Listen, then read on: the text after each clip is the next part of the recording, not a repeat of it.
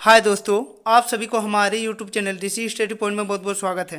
आज हम लोग क्लास 10 के 27 मार्च को होने वाला साइंस के कुछ महत्वपूर्ण सवालों को देखेंगे और उसे बनाने का प्रयास करेंगे। इसीलिए आप लोग आज का हमारा यह वीडियो शुरू से अंत तक देखें और अपने दोस्तों को भी ज़्यादा से ज़्यादा शेयर करें।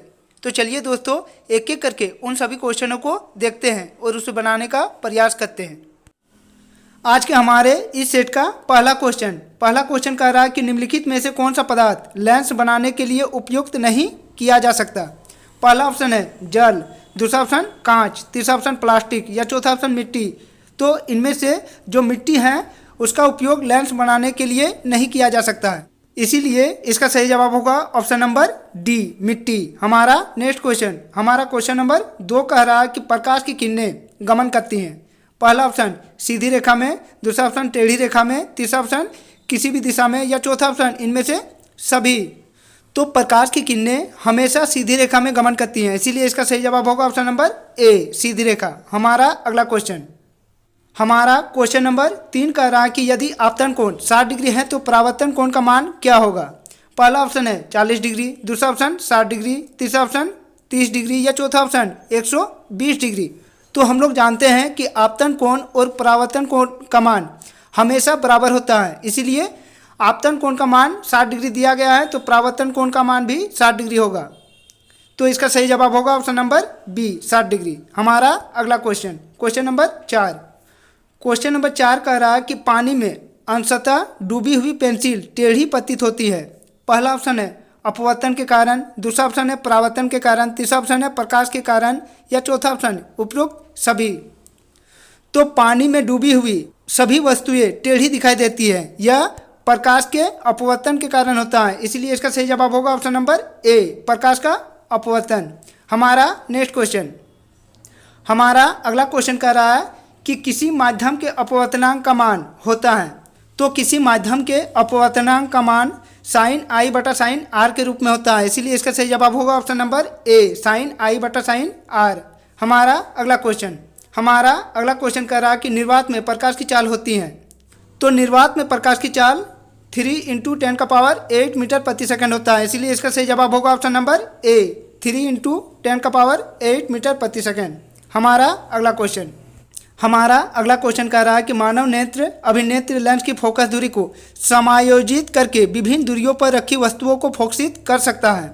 ऐसा हो पाने का कारण है पहला ऑप्शन जरा दृष्टि दोष, दूसरा ऑप्शन समंजन, तीसरा ऑप्शन निकट दृष्टि दोष या चौथा ऑप्शन दीर्घ दृष्टि दोष। तो मानव नेत्र अभिनेत्र लेंस की फोकस दूरी को समायोजित करके विभिन्न दूरियों पर रखी वस्तुओं को फोकसित कर सकता है, ऐसा समंजन के कारण होता है, इसीलिए इसका सही जवाब होगा ऑप्शन नंबर बी, समंजन। हमारा नेक्स्ट क्वेश्चन, हमारा नेक्स्ट क्वेश्चन, क्वेश्चन नंबर 8 कह रहा है कि नेत्र के आगे का भाग उभरा रहता है जिसे कहते हैं। तो नेत्र के उभरे हुए भाग को हम लोग कार्निया कहते हैं, इसलिए इसका सही जवाब होगा ऑप्शन नंबर बी, कार्निया। हमारा अगला क्वेश्चन, हमारा अगला क्वेश्चन कह रहा है कि नेत्र गोलक के लंबा हो जाने से कौन से दृष्टि दोष उत्पन्न होती हैं। पहला ऑप्शन निकट दृष्टि दोष, दूसरा ऑप्शन दीर्घ दृष्टि दोष, तीसरा ऑप्शन जरा दृष्टि दोष या चौथा ऑप्शन इनमें से सभी।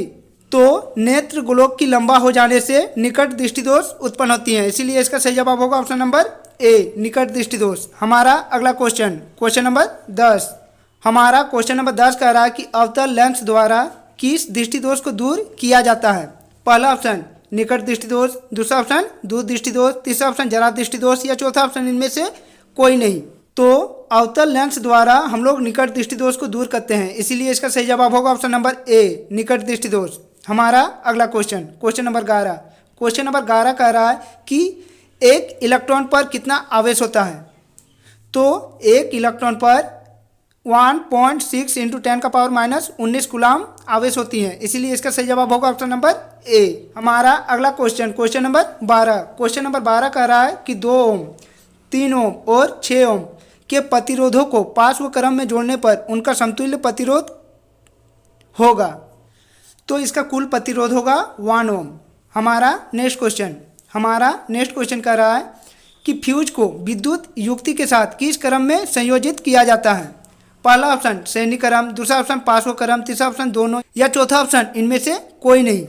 तो फ्यूज को विद्युत परिपथ में हम लोग श्रेणी क्रम में जोड़ते हैं, इसीलिए इसका सही जवाब होगा ऑप्शन नंबर ए, श्रेणी क्रम। हमारा अगला क्वेश्चन नंबर 14 कह रहा है कि अभिक्रिया 2NO+C, जब यह अभिक्रिया करती है तो 2N+CO में पहला ऑप्शन है सी का उपचयन हो रहा है, दूसरा ऑप्शन सी अपचयित पदार्थ है, तीसरा ऑप्शन दोनों, या चौथा ऑप्शन इनमें से कोई नहीं। तो इस सवाल का सही जवाब होगा ऑप्शन नंबर ए, सी का उपचयन हो रहा है। हमारा अगला क्वेश्चन कह रहा है कि बुझा हुआ चूना का रासायनिक सूत्र क्या होता है। तो बुझा हुआ चूना का रासायनिक सूत्र COOH2 होता है, इसलिए इसका सही जवाब होगा ऑप्शन नंबर सी।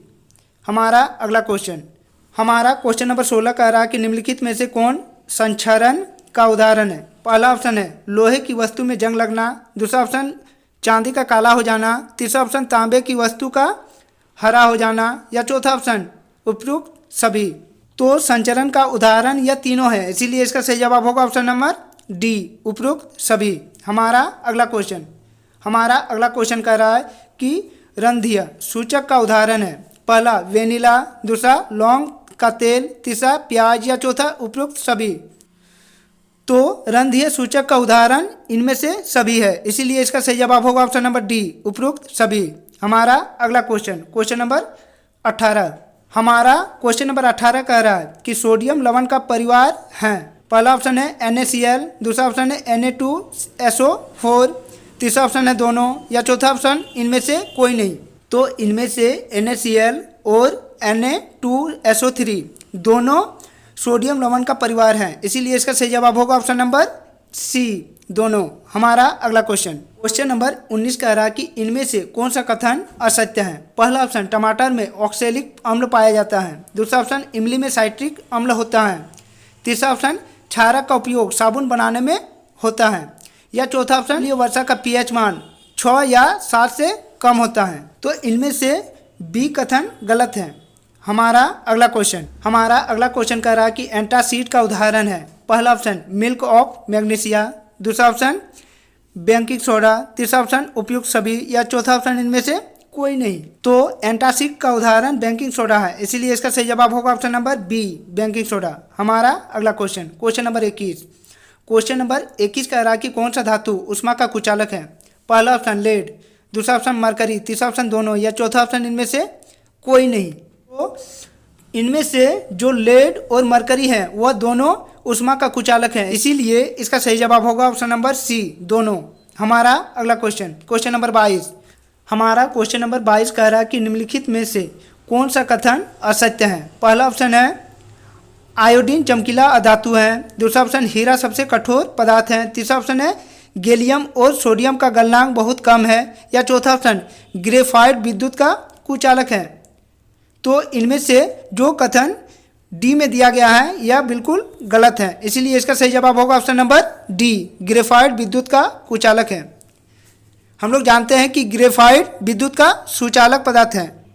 हमारा अगला क्वेश्चन नंबर 23 कह रहा है कि इनमें से कौन संबंध अधिक अभिक्रियाशील धातु है। पहला गोल्ड, दूसरा आयरन, तीसरा सोडियम, या चौथा पोटेशियम। तो इनमें से जो पोटेशियम है वह अधिक अभिक्रियाशील धातु है, इसीलिए इसका सही जवाब होगा ऑप्शन नंबर डी, पोटेशियम। हमारा अगला क्वेश्चन कह रहा है कि इनमें से कौन सा धातु जल के साथ अभिक्रिया नहीं करती है। पहला ऑप्शन लेड, दूसरा ऑप्शन कॉपर, तीसरा ऑप्शन सिल्वर, या चौथा ऑप्शन उपयुक्त सभी। तो इनमें से सभी धातुएं जल के साथ अभिक्रिया नहीं करती हैं, इसीलिए इसका सही जवाब होगा ऑप्शन नंबर डी, उपयुक्त सभी।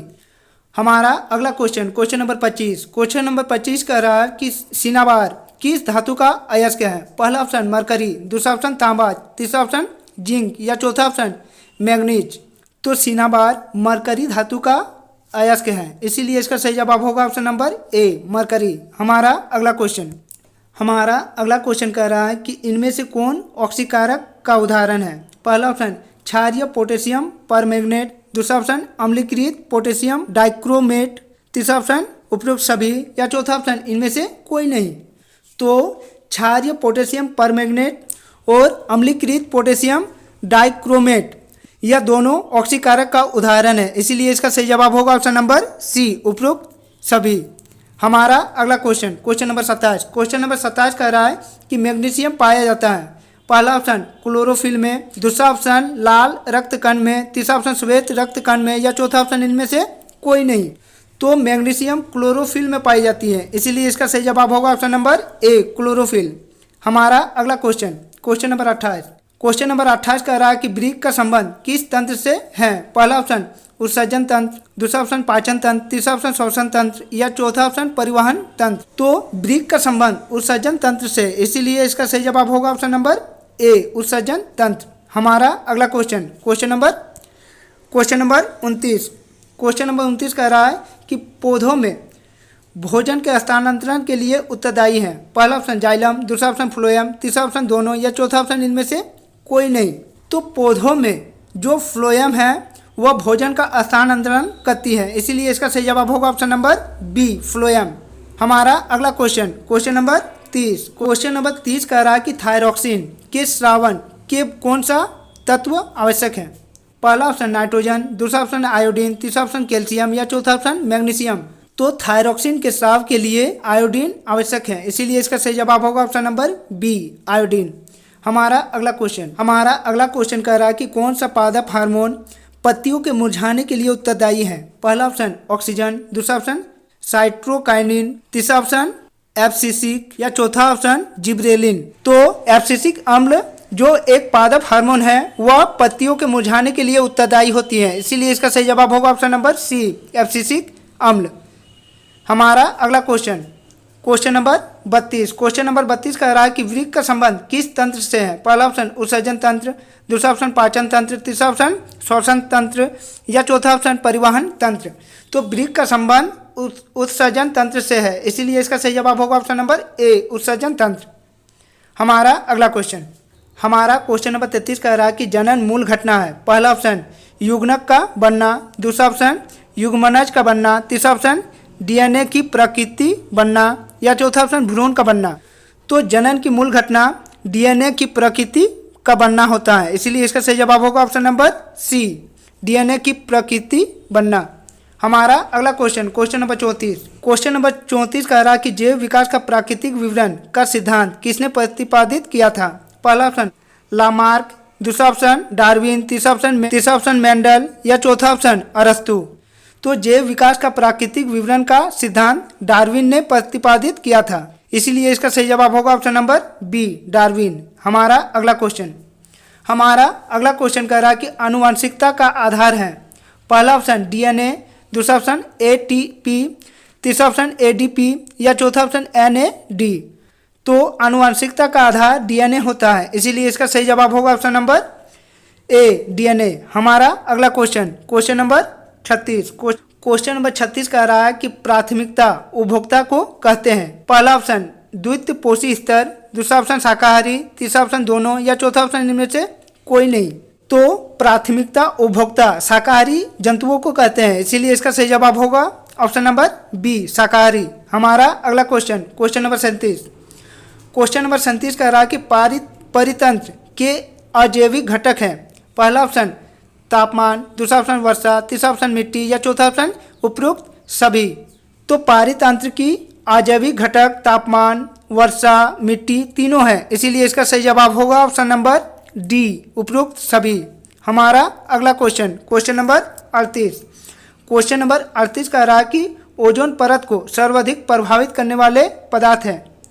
पहला ऑप्शन CFC, दूसरा ऑप्शन CO2, तीसरा ऑप्शन धूलकण, या चौथा ऑप्शन उपरोक्त सभी। तो ओजोन परत को सर्वाधिक प्रभावित करने वाले पदार्थ CFC है, इसीलिए इसका सही जवाब होगा ऑप्शन नंबर ए, CFC। हमारा अगला question, question number 39। Question number 39 कह रहा है कि इनमें से कौन पर्यावरण मित्र व्यवहार नहीं है?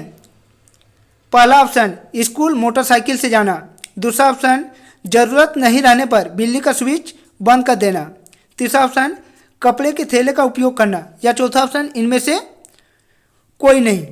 तो स्कूल मोटरसाइकिल से जाना यह कथन पर्यावरण मित्र का व्यवहार नहीं है, इसीलिए इसका सही जवाब होगा option number A, school motorcycle से जाना। हमारा अगला क्वेश्चन, हमारा क्वेश्चन नंबर 40 कह रहा है कि चिपको आंदोलन की शुरुआत कब हुई थी। पहला ऑप्शन 1970 के दशक में, दूसरा ऑप्शन 1990 के दशक में, तीसरा ऑप्शन 1980 के दशक में, या चौथा ऑप्शन 1960 के दशक में।